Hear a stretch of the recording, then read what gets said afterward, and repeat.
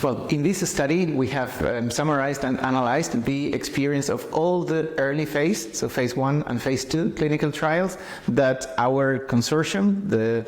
consortium called Innovative Therapies for Children and Adolescents with Cancer in Europe, has completed over the past 20 years.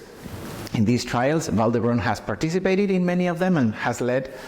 some of them. So along this analysis of more than 60 clinical trials, all of them phase 1 and phase 2, we have analyzed the metrics, the numbers of patients, and how they were conducted, and we have seen that over the years we have seen a significant improvement in the designs that are used, that are more modern, and newer designs that allow us get to the answers faster and more efficiently. We have also witnessed an important change,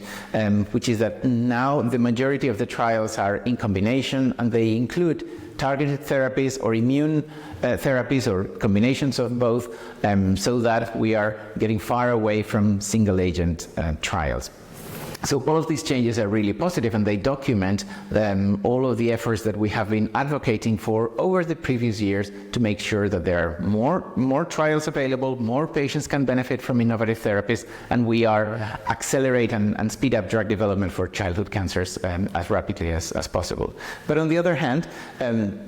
we have also, this study has allowed us to witness an important change in the regulatory aspects of the trials. Many trials serve to facilitate the regulatory development of the medicines, but we have also documented that the trials take longer and longer. So with time, the time required to set up the trials has increased, particularly for academic trials, for the ones that are not promoted by industry. So this is really an area of improvement for the following years.